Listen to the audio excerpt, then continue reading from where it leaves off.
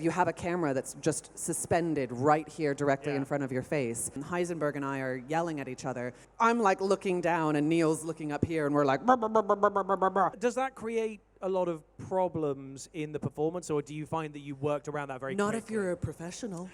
If you're a professional, no.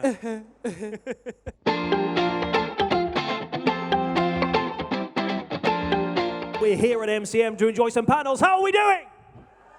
There we go. That's the energy we like to see. So, I think some of you guys are wanting to see a little cheeky panel with a certain Maggie Robertson. Now, I know some of you guys are going to be Resident Evil fans. You're going to be Baldur's Gate 3 fans. So let's give it up for the award-winning, BAFTA-nominated, the wonderful, the talented Maggie Robertson. Get out, Maggie. Welcome, welcome.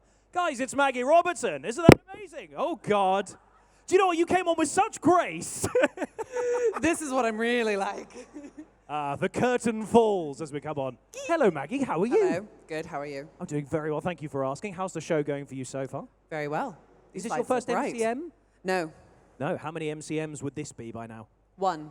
I mean, two, including this one. This is your second? One previous. Where was that? Was it another Birmingham, or was it? It was a Birmingham. I see. It was a Birminghamer. So you're yet to go to a London one. I've yet to London. Yet to London. Yes. Well, I'm sure at some point we'll see you there. But isn't it lovely? I like Birmingham. The Birmingham MCMs are they're a wholesome affair. Have you found that with the many people who've been coming to see you over the weekend so far? No.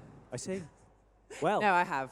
You guys have been excellent. I always love coming back to Birmingham. I've been here quite a few times now. Because I've been here thrice. I have now been here thrice. What was the non-MCM related thing? Was that another Am I allowed show? to say? Was it another show? Do we have beef? We have beef. Okay. Do not mention the other shows. Only Comic-Con exists. Okay, then I was here for undisclosed reasons.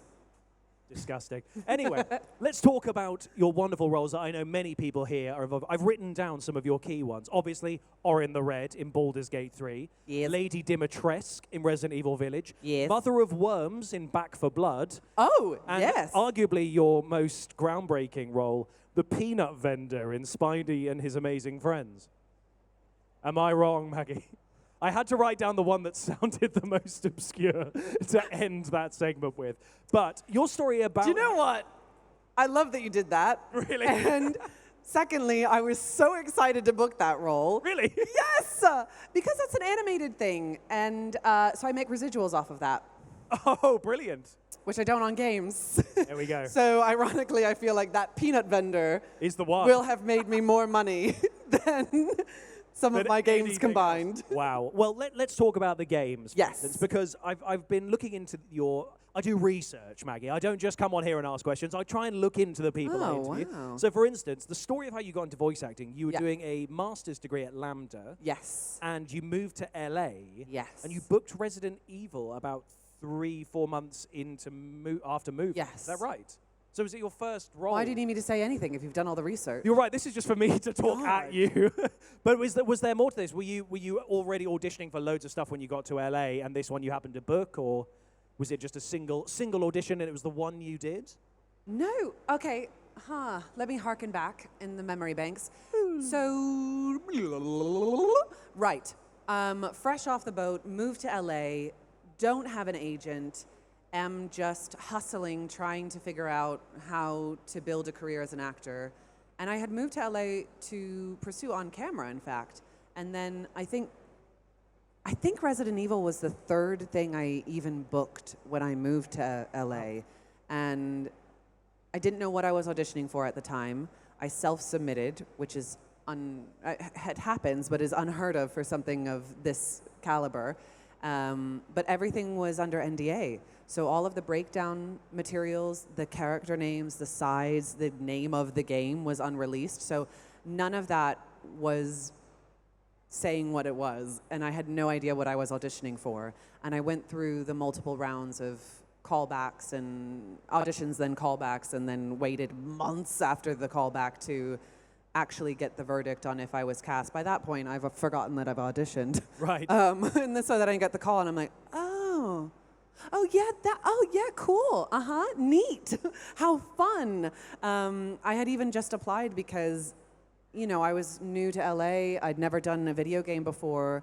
And I was like, well, you know what? I might as well try it and see how I like it. And did you? And yeah, I think it's safe to say I liked it. It was definitely one of those moments once I did find out what I had booked. I knew that the game itself would be a big deal because Resident Evil is such a huge franchise, but I had no idea that my character would become a big deal in and of her own self. I think she broke the internet. Yeah, yeah. Yeah, I think it's safe to say that. I think it's safe to say that too. And actually, of the game, I think the Dimitrescu section is probably the bit that most people loved. I think that the other section is the Doll's House section, but the Vampire Castle, everyone loves, because every time they play through it, that's the thing that sort of greets you near the beginning. And it is a brilliant segment. And obviously, your performance in it is stunning. And it wasn't just voice work, it was performance capture too. Yes, it was performance capture. So we were in the volume. For those who don't know, the volume is just where you go. It's a big, giant open room, or sometimes a small open room, where you go to record performance capture and motion capture, and you wear the silly little Velcro suits, the space pajamas, as we call them, with sensors all over your body, and there's cameras all around the room capturing every bit of data. And so performance capture, you're capturing the body, you're also capturing the facial data and the voice data. So obviously she doesn't look like me. That was taken from a face model, Helena, that they used for that, who got scanned. But then all of the musculature that's happening underneath of her face is my musculature, if that makes sense. Like, I quirk an eyebrow and Lady D's eyebrow goes up, that kind of thing. It's like a weird skin overlay. a flesh mask put over your face. Yeah. But it captures your mouth as you do the dialogue as well, doesn't it? So And it's weird. You have a camera that's just suspended right here directly in front of your face. So as you're doing scenes with people, like, there's a camera. You can't look in my eyes. It's like being there's a horse. Camera right here. Yeah. And then for Lady D as well, we had the added component of scaling because she's so much taller than every other character on the screen. 9'6". Yeah. So for that, I had to be just looking at people's kneecaps, and they had to be looking at a point above my head. So in the chapel scene where Heisenberg and I are yelling at each other, we weren't actually making eye contact that entire time. I'm like looking down, and Neil's looking up here, and we're like, brr, brr, brr, brr, brr, brr, brr. So really? There you go. Yeah. So does that create a lot of problems in the performance, or do you find that you worked around that very quickly? Not if you're a professional. If you're a professional, no. Yeah. No, I mean, it's a bit bizarre, but you work around it. You imagine. You use your imagination. And so did they have a tennis ball or something above you for them to look at? Yeah. Wow. God, it's like you're on the set of Lord of the Rings or something when they're having hobbits and other people scaling. Don't tempt me with Lord of the Rings. Oh, we're gonna come back to that. I've told you I've done my research. I've got notes on Lord of the Rings for you. But like you say, I was going to ask about, did the sense of scale affect the physicality that you had to bring to the character, or did you just act as you normally would, knowing that they were just going to make you bigger? It depends. That's actually a great question. So it depends. If I was in a scene by myself, for instance, the throwing of the table scene, where I'm alone just doing that monologue, I didn't have to think about myself in relationship to other physical beings. So I could just be, moving as I would as Lady D. If I were to share a scene with a character who is of a more human scale, then if you're 9'6", you're just carrying a lot more weight on the basis of how frickin' tall you are. So there's a lot more musculature, there's a lot more weight that you're carrying around. She could not move with the same quality as these other characters, otherwise she would have read too light and too bouncy. So I had to really consciously slow down my steps, add weight to the steps so that she could feel gargantuan in comparison to these other characters that she's sharing the screen with. Yeah. It's interesting that you brought up the table, because that was the next note I've got written down. Okay, that was your favorite scene that you did as part of that. Yeah. But also, in a volume, you're surrounded by really expensive equipment. Really expensive equipment. That was both a dream come true and a nightmare, because you're so terrified that you're going to be the person that breaks the $50,000 camera or however much it is. In a fit of pique. Exactly. So we had to actually very carefully choreograph that, where we were like, okay, Maggie, your target area is this. It was marked with an X. That's where you want to shoot for. But then there was a whole team of people around it whose only job was to make sure that that thing didn't go off course and accidentally take out a camera. They're like goalkeepers. Yeah. No, they were like, ready. okay, mine, got it, you know. But it was a big PVC pipe table prop, wasn't it? Yeah. I wish I could actually just Throw a real desk. table, yeah. Yeah. I'm sure there's moments where you've wanted to do that for real. Yes. Daily. Every day. And as it was your first thing, did you sort of, you say it was the third thing that you booked. Were the other two things you booked screen acting? Yeah. So this was your first time doing performance capture and voice work as well. Yeah. Did that sort of set it for you that you sort of went, okay, well, it's all going to be like this where I do the performance? Or were you very like, maybe I should try just the voice performance, maybe I should do just some more motion capture? How did that set you up for your future jobs and your perspective on the industry, do you think? It changed everything. I often describe it as having one of those lightning bolt moments the second I stepped into the volume, where it just felt like I was exactly where I was supposed to be, when I was supposed to be there, and that this was what I was supposed to be doing. Performance capture for me felt like the perfect merger of all of my background in acting thus far. It's the perfect combo of theater and on camera. I also have a extensive vocal training, blah, blah, blah, blah. So the voice is the cornerstone of what I've done historically. Right. Why did I say historically? I'm rambling. Anyway, here we are. So anyway, I really liked it, and because it felt like it tapped into everything that I was naturally very good at and enjoyed doing as an actor already. So then to be in a space that felt like it was perfectly suited for all of my natural gifts and instincts felt like, oh, I found it. This is it. And where did you direct those talents when it came to giving Lady D a voice, for instance? How did you sort of self-direct that and find the voice in yourself? I did that. And they just came. Yeah. No, I think I pulled a lot. So my background at Lambda was in Shakespeare. I studied Shakespeare there, and so I pulled a lot of Shakespearean references into her as a character because she's very regal, she's very heightened. I also loved the way she uses language, felt very Shakespearean, and the way that she's able to weaponize her words in a way that I think average speakers don't typically. So I really enjoyed playing with her use of consonants versus her use of vowels. What is the emotional and physical effect that those different things have on a body if you're receiving them as sounds, and how can she use that as yet another weapon in her arsenal? How can those be claws that she can impale you with in addition to her physical claws or whatever? So that was kind of the fun of it. There's, for some reason, the thing that I have retained the most of the Lady D performance in terms of the dialogue was the line, probably because it gets said a lot, "I'll slice you to ribbons," whenever she's chasing you, because there's something about the imagery that puts in my head when I imagine her carving me up into ribbons. But slice is very onomatopoeic. Onomatopoeic. Yeah. Thank you.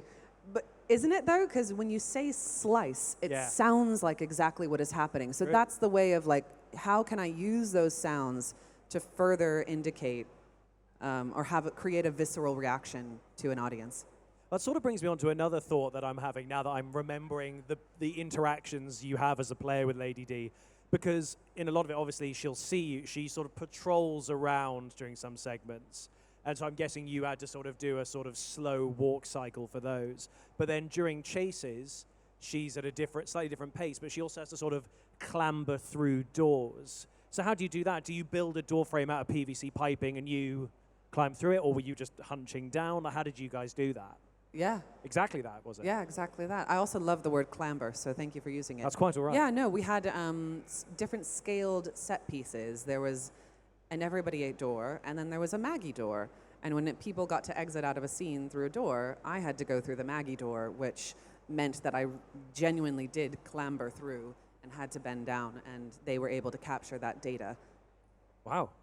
Gosh, it's so interesting to imagine it, because obviously we're so used to seeing the end product. Actually, this is a neat segue. Hop on my segue, Maggie. We're moving on.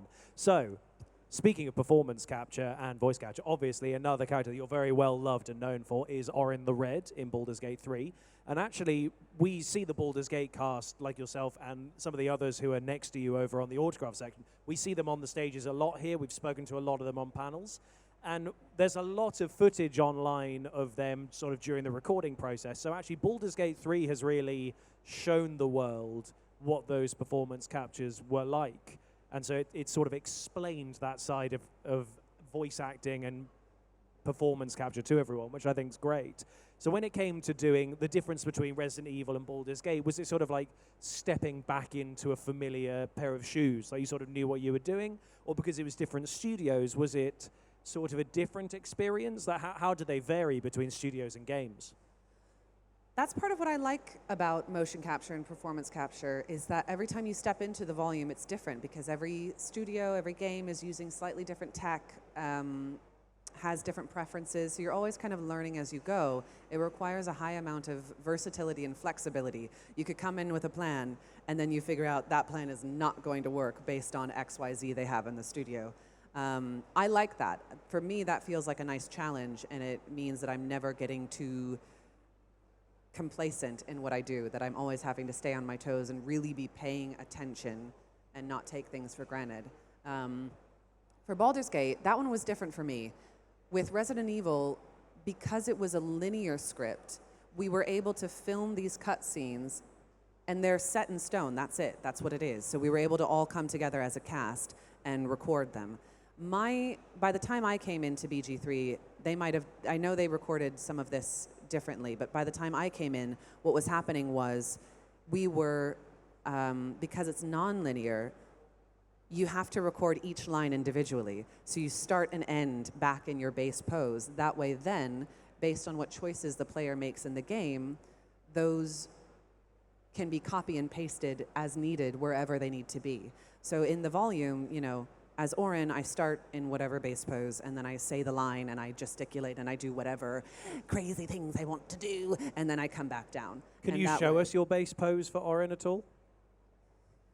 Oh, I don't know. No? You don't have to. I just think it was really basic. It was just standing there, is it? Yeah, she's just, you know, doing a thing. Okay. And so then you would sort of go and so quite... you'd start here, and then you'd become a bit more Orin-y. And then it would go back to where it was at the start. And then you'd come back. Wow. Yeah. And so when it came to Orin, because they're, you know, very different from Lady D. Lady D is quite eloquent and almost upper class sort of, you know, what's the word I'm looking for? Gentry, as it were, of the vampire world. Yeah. But then Orin is psychotic and is, you know, damaged and bloodlusty. Yeah. So how do you go about approaching a character that's incessant and incandescent with rage and murderous intent? Yeah. Yeah, I think they're actually quite different characters. Lady D feels a lot more grounded in her humanity than Orin does. Orin feels a lot more unhinged. And for Lady D, violence is a means to an end.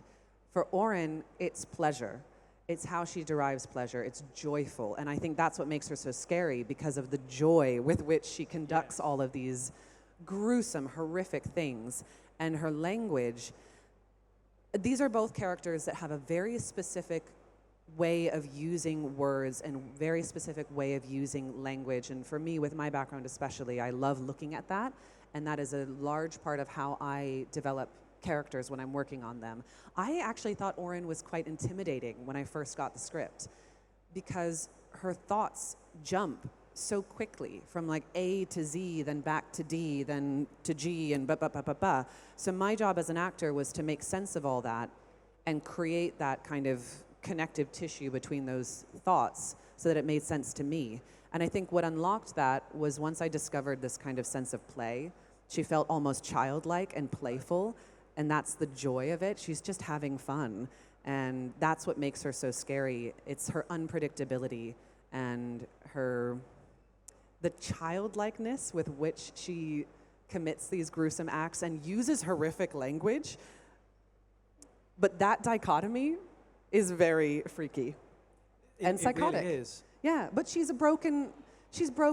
Yes. And so for me, also playing villains, you have to find your way to love them. Sure. You can't judge them. And so for me, Orin very much feels like a broken little bird that left the nest and just the weight Went of the mental. world, just ripped her apart. And she doesn't even know what love is. She has no moral compass because she literally was never shown any of these other emotions. This is all she knows. Death is all she knows. Violence is all she knows. So of course that's how she operates through the world. And well, again, you're very good at this. You interesting segue me onto the next question I want to ask, because there's a moment, and has anyone not completed Baldur's Gate 3? Just give a whoop. There's a handful. I'm not going to go into spoilers, so I won't ruin anything. I'll keep this vague. But in Orin's story, there's sort of a reveal near the end of her tale where instead of just the pure unhinged bloodlust, you do see the damaged child within who's been lied to their whole life about particular details. And you have this meltdown in one particular scene. And so what's a way you approached balancing bloodlust and vulnerability and being able to access that in a way that feels authentic to the character? For instance, do you have to almost lay the foundation of vulnerability to then build up that childlike bloodlust so that when that gets stripped away, you're back down to what the actual core of the character is in a way?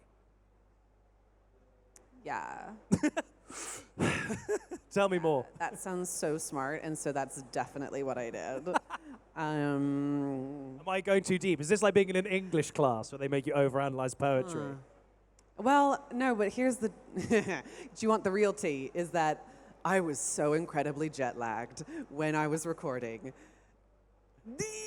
So a lot of that I've blacked out. Really? Yeah. It's just you don't remember. But I think that's why she was perhaps so crazy and so vulnerable. Because you were tired. I was so crazy and vulnerable. I was just like, wow. And then, yeah.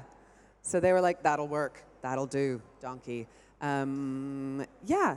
No, that sounds smart. I think I did that. It's definitely what I said. Yeah. You definitely have to build the child, the broken child, and then you layer on the bloodlust, the shield of violence. And shield of violence and bloodlust, and then, you know, when her foundation is rocked, everything she thought she knew about herself, and she deeply wants that love as a child would. She's been abused and traumatized her whole life, and then the one thing she thought was solid becomes taken away. Yeah, so Gosh. That's deeply upsetting. It is deeply upsetting, and her story is tragic, even if it's marred with a lot of murder along the way, you know. But interestingly, when you were talking about Lady D in another interview that I watched in prep for this, you mentioned that to her, she's someone you feel like you know.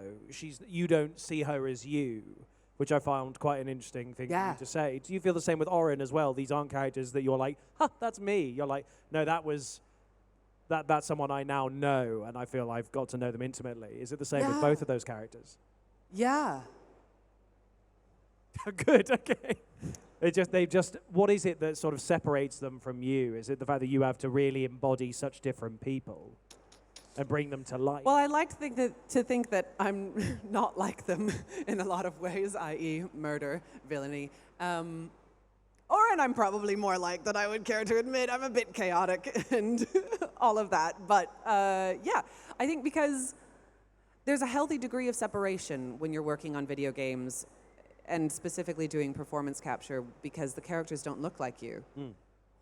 So especially with Lady D, when she was going viral, it felt like I was a voyeur watching, I guess, my child that I've birthed into the universe grow into an adult and take off and spread her wings. So it very much feels like I'm watching my kid grow up and achieve things. And that's also part of the beauty of art and how people have related to Lady D especially, but also all of these characters, is that there's so much creativity and devotion to them that people are consistently adding and deepening the character with their own fanfics, fan art, cosplays, their own canon things that they create for themselves. So she feels like a very living and organic thing that is ever evolving rather than a stagnant, I did this, therefore this is what she will always remain. And that's the beauty of art too, is that you put something out into the world, and regardless of how you intended it to be perceived, audiences then have an opportunity to take it and make it mean what they need it to mean for themselves. And I think that's wonderful. That means you really found something. If people are able to say, oh, well, I see this. Oh, well, I see that. And I see this and this and this. You found it. You did it. Good work. The fan response for this game has been amazing. It's almost changed the landscape of fantasy games in a way. And you must see a lot of people dressing as these sort of character children of yours in a way. I think there's a Lady D cosplay in the audience that I saw coming in. Raise your hand. Hello. Hello. There's someone dressed as your and my character. daughter as well. And I've seen some Orins at some of the other cons that we've been to. There was one at last Orins are very impressive to me. Not that Lady D is not impressive. It is a great Lady D cosplay, by the way. But Orin is just such a complicated cosplay. I lament that I don't see more of her, but also I fully understand why. Now, I've cunningly worded that carefully. Why? Because it's changed the landscape of fantasy. All Do you know what else changed the landscape of fantasy? What? Lord of the Rings. See, I don't just throw these segues together. Now, you've said historically that a role that you would love to play Go on. is Galadriel in Lord of the Rings. Uh-huh. Can you tell us why? Because she's awesome. That is true. But what is it about Galadriel that you personally feel a bond to? I think I feel a bond to her because she kind of toes the line between good and evil, doesn't she? She has her moment where she gets tempted by the ring, yes. I shall diminish. I shall diminish and the remain west and remain Galadriel. So I kind of like that, that she has a toe in each world. And so that is what gives her that depth of character that I think is so interesting, and why I think villains are interesting in general. Not that she's a villain, but I think villains are interesting because they're made, they're not born. So why are they the way that they are? And you have to figure out their whys. And I like Galadriel. I think she's complicated. I think she's interesting. She's a very powerful figure. She's got a lot of history as well. That is true. She's thousands of years old. She's lived a long time, and she's lived a very influential life. And yeah, I don't know, I just like her. While we're talking about Lord of the Rings and Galadriel, did you watch Rings of Power? Yeah. What were your thoughts? Yeah. Yeah, that's what I thought too. Yeah. Are you a bit of a Tolkien purist, or? I don't know about purist, but I do like him. I went to, when I was at Lambda, I went up to Oxford and I went to I don't know if it's always there or if it was a one-time thing, but this exhibit that they had of his letters that he wrote to his family when he was in the war, and the doodles and stuff that he would put on the edge. That felt like a religious experience to me. I sat down on a bench and I had a wee cry. Wow. And yeah. That must have been amazing. Yeah. Because I went to university in Oxford. And Yeah, there's a pub called the Eagle and Child that he and a couple of other famous authors used to frequent. And so I've sat in there and sort of lamented the fact that I didn't have a pipe and a flagon of ale to be able to sort of honor that memory. Yeah. But, so Lord of the Rings is like, have you read sort of beyond the Lord of the Rings and things, or? Yeah, hold on, I'm going to answer your question. I think the real reason why I resonated with Galadriel growing up is because she was tall and blonde. I see. And I felt seen. That is true. And then I found other reasons to justify why I liked her more than everybody else. Perfect, yeah. Reverse engineer that opinion. Yes. So that's it. Okay. And then beyond that, have you always been a Tolkien fan then? Yeah, I read the books. That was a fun thing. I would force my mum to read me a chapter or 5 billion before bed. It must have taken a decade. Yeah. Yeah. So we did that. And she was like, can I please go to bed? I was like, no, tickle my back and read me more. That sounds bliss, though, Yeah, to be fair. nice. It was really nice. Have you ever tried to read the Silmarillion? Listen, I've tough. tried. It's tough. I have tried. I like the stories that it tells, but Yeah. I prefer to watch like an hour-long synopsis. Exactly. Let me get the Cliff Notes. Can I get the picture book? Exactly. The comic book version. Have of any of that. you guys tried reading the Silmarillion? Keep your hand up if you failed to read the Silmarillion. Yes. Some of you were like, an no, honest person. I'm not an You're idiot, smarter actually. than everybody else here. That's what that tells me. Because it is like reading the Bible, especially in the opening There's Eru so Ilúvatar stuff. many Because it's all characters. It's repeating names. the same sentence in biblical structure. So it goes, and it was good. And he knew that was so. For all that he knows, it is so. And good it was. Because if good it is, said by he, then you go, Jesus Christ, this is a whole page of saying, and it's all right, isn't it? Hey, but I was invested. I was like, yeah? Yeah, how good Was is it it? good? Hey! Oh, by the Maybe way, you should do a live reading of the Silmarillion. oh, should we do that? Should we make a podcast? Well, I was going to say, of it? I didn't say we. I said we. No, I said maybe you.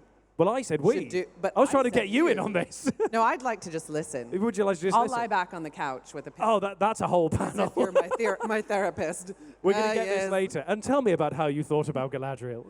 Now, guys, we're going to carry on for just a moment more. But if you guys would like to ask any questions to Maggie, we have a microphone just here. So if you'd like to come on up, we'll have a few minutes at the end so that you guys can rattle through some questions. Now is your time. Think about it and head over to this microphone here and get ready. In the meantime, we'll have a couple of quick more questions because we've got just under 10 minutes left off the panel. So, for instance, go on. You had something more to say. I'm back on Lord of the Rings. That's fine. Let's stay on this. I love want Lord of to the tell Rings. you, I have to be quite careful with how much I fangirl over Lord of the Rings now. Why? Because I've met the hobbits. And not only did I meet the hobbits on one of my last cons, I can't believe I'm telling you this story. One of my last cons, I got on the plane and I put my stuff down in my seat and I'm like getting settled and I sense that there's another person that has just plopped their bags down right next to me. And I just kind of look over and I go, oh my God, hi, it's Billy Boyd. Oh. And we were next to each other on the entire plane ride over. We had a layover, we had to go through customs together. We're best friends. And I want you to know, I played it so cool. I did not mention Lord of the Rings once. I bet you were like that meme of the guy with veins swelling. Yes, I was dripping sweat. Don't say the Hobbit. Don't say the Hobbit. Yeah. So you're a Hobbit. Shit. I dropped one kind of funny thing where he was describing something, and I was just like, "Oh, so you're a Hobbit in real life?" And he was like, "Yeah." I mean, that's all I said. That's good. That's though. all I said. That's good. I know. Because you managed to make that quite cool. Yeah. Yeah. It's just casual. And you've met Super all of them. I've met all of them. Wow. I know. Who was your favorite? Billy Boyd. Really? Just because of all that experience? Well, we're best friends. It was a spiritual long haul flight together. Yeah. Wow, goodness me. I'm incredibly jealous. I will say, and obviously not to plug it, but the next panel that's happening after this has Graham McTavish on it, who was Dwalin in The Hobbit. I know. Are you going to wait around to say hi? Am I allowed? Of course you are. I'm Then hosting yes. the next panel. Then so yes, I'll I just am. be, I'll be But like, oh, we also were just not chatting, even huh? for Hobbit, but for Castlevania, honestly. Yes, as Dracula. His Dracula. Talk about acting.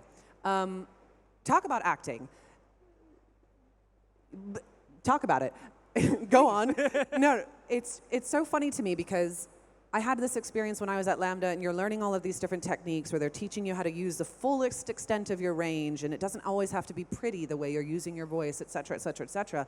And you're like, yes, that's nice, check, I get it, but can I implement it? And then I went and I had the opportunity to go see Ian McKellen, Sir Ian McKellen, play King Lear, and I got a free student ticket. I was like spitting, I felt his spit on my face. That's how close I was. Wow. And it was just so surreal to see him implement all of the things that I was being taught in school and to see it utilized on the stage and feel like, oh, that's why they say to do that. And similarly, Graham McTavish's Dracula, I think his vocal performance is so stunning. Amazing. It's excellent. And the versatility and the he uses the fullest extent of human emotion, vocal range. It's fabulous. You feel anyway. the distress in his Yeah. soul. Sorry, I realize there's people now waiting to ask questions and we're just gushing about Castlevania, but I could have a whole panel with you just talking about this. Because in Analyzing scenes his where he's performance, exhausted and he's talking to me, he goes, they killed my wife. I'm done with them. You can feel the sort of torment on it, on top of everything like that. Oh, this is a whole other panel that needs to happen. But Maggie, thank you so much for just sitting and talking to me about this. I've loved chatting to you, and I'm sure everyone's very grateful. Make sure you guys do go and visit Maggie at her booth as well. Get some autographs, have a chat about Castlevania and Lord of the Rings. Yeah. But we have a few minutes to go through and speak to some of these wonderful people who have come to ask some questions. So hello, what is your name and what is your question? Hello? Hello. Oh, there it goes. My name is Holly. I wanted to ask, when back to Resident Evil Village, when you were recording and acting and voice acting for Lady Dimitrescu, did the internet explode over her after you finished, or was it during? And if it was during, did that kind of, I guess, affect you and potentially affect your performance, or you were like, I have to disconnect from this? No, thankfully, because I do think it would have. I would have been so nervous.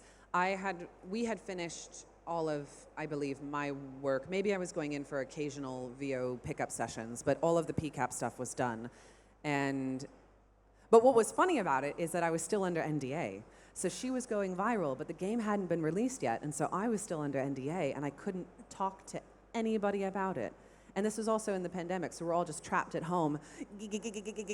And my desk at the time, my office was literally in my closet, so weirdly, I was just in the closet, freaking out, looking at all the internet stuff. And I was able to talk to my other castmates, obviously, who knew. And the director, Steve Kniebly, our cinematics director, was hilarious and texted me all these things like, oh, don't search this on the internet, and that kind of thing. But it was hilarious, and I had multiple...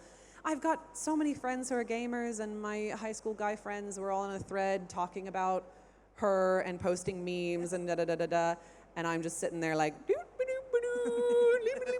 and then the game came out, and my friend Kyle texted me. He was like, "What? I have been thirsting over Lady D for months, and now I found out it's you, and it's so awkward." So, yes. Thank you so much. Thank you. Thank you for your question. Now, we don't have very long left, so because there's a few of you in the queue, I want to try and maybe speed run some of it, but we do now have a Lady D cosplay who's come over to ask questions. Hello, what is your name and what is your question? Hi, I'm Natasha. Hi, Natasha. My question is, if you could play any other villain, who would it be? Ever. Maybe in a reboot of something. Oscar the Grouch, I don't know. That's more akin to who I am on a daily basis, I think. No, that's great. I don't know. Thank you. Wonderful cosplay, by the way. Thanks, Lady D. Love your work. Hello there. Hello. Hi. Are you Doctor Who? Yes, yes. Are you a bit of a gamer, or did you just do it for fun, the blimmin' role? Did it for the lulz. Did it for the lols, yeah. Yeah, I did it for the lulz. No, don't hate me. I'm not a gamer. Of course. I'm sort of, I'm like pretty crap at it anyway, so who cares? Welcome to the club, dude. Yeah, thank you. I just run into walls. Yeah. So, hey, maybe we can play games together. Oh, 'cause yeah, we'll just equally be... 1v1 me on like Halo. Anything. Yeah, thanks anyway. Cheers. Thank you. Thank you very much. Hello, what is your name and what is your question? Hi, I'm Tamsin. Hello. I was just wondering if there were any kind of unexpected friendships that formed while you were shooting, like characters you wouldn't expect to be friends with Lady D or Orin. And also, if you can say, favorite person to work with. Oh, I'll say. No. I think, obviously... So one of the coolest things to come out of Resident Evil for me was my friendship with Nicole Tompkins, who is one of my best friends now to date, and she just got engaged. Ooh, congrats. I was instrumental in that, obviously. Of course. So yes, love her, very dear friend, and I love that we started off as mother-daughter in the game, and then our relationship in real life is very much like big sister, little sister. She steals all my shit. It's really annoying. So that one, and then obviously Neil Newbon and I share both Resident Evil and Baldur's Gate 3, and that has been such a joy and a delight to be able to work with him across different platforms. And I joke, though, that I played a vampiric viral character Before first, it was cool. and then he copied me. So you can tell him I said that. Well, thank you, Tamsin, for your question. We probably have time for like super quick answers if you guys want to try and get through it. So hello, what is your name? What is your question? Hello, I'm Danielle. I just had a question for Baldur's Gate. If you could play any of like the heroes, which one would you pick? Lae'zel. There's that. All right, cool. Great. This is great. This is great rapid fire. Thank you for your question. Good. Hello, what's your name? What's your question? My name's Sienna. If you could play any other character in the entire Resident Evil franchise, who would it be? Moreau. Ooh, good answer. He's Good so question, sad. good answer. Thank you. Thank you. Okay, we can get through these last two and then we're done. Hello, what is your name? What's your question? My name's Ben. My question is, how would you feel if Lady D was in Marvel's Capcom against Spider-Man and Wolverine? Who would win? Oh, ooh, against Wolverine. Hello. Well, he can regenerate. Or he can heal, self-heal, and she can't. So, I don't think that'll go ultimately that well, just stamina-wise. That's a I don't good know. point. Do you know what I mean? Yes, I do. We'll make Okay. it happen. Let's get that on like, what's it called? Smash, what's that one called? Screw Attack or something where they But make that would be fun. I think they should join a band. Battle. I That's think it. they should create a band together called One Claw, Claws. 3 Claw, 4 Claw, 5. I don't Very know. good. I think Okay. that's a great A name. Dr. Seuss book called I'm all just 5 hoping claws. Capcom does NBC4 in the end, and then have her as a Resident Evil rep. That would be great. That'd be awesome. Fantastic. Anyway, thank you very much for your question. Thank We've got time you. to come to this last person. Hello, what's your name? What's your question? Calvin, when you like saw the Are design... you dressed as Astarion? No, Halson. Oh. Halson. Oh, Either way. All right, go on. Thank you. When you like saw the design of the characters, how did you feel knowing that was tied to your voice, and did that influence your performance, or like vice versa? Did you think? Definitely, always, yes. Because the way a character looks can give you so many different ideas for what their personality is. For instance, with Lady D, she exudes character the second you look at her. It's a little bit like Star Wars, where he tried to create the physical profiles of a character that were distinctive, so you always know who's who from a distance. Lady D fits that as well, where she just is so iconic and tells you exactly who she is based on her image. Same with Orin. Come on, that little meat suit, her Yeah, little no braid. kidding, yeah. Her little braid is so flouncy. Like, that's also part, like, she has that sense of play and that flouncy, childlike fun with it, too. So, yeah, for sure, definitely. well, thank you very much, Thank Calvin, you for for your your question. question. And that is, we've overrun, actually, but thank you so much. I'm glad we got to everyone. But guys, give it up for the amazing Maggie Robertson.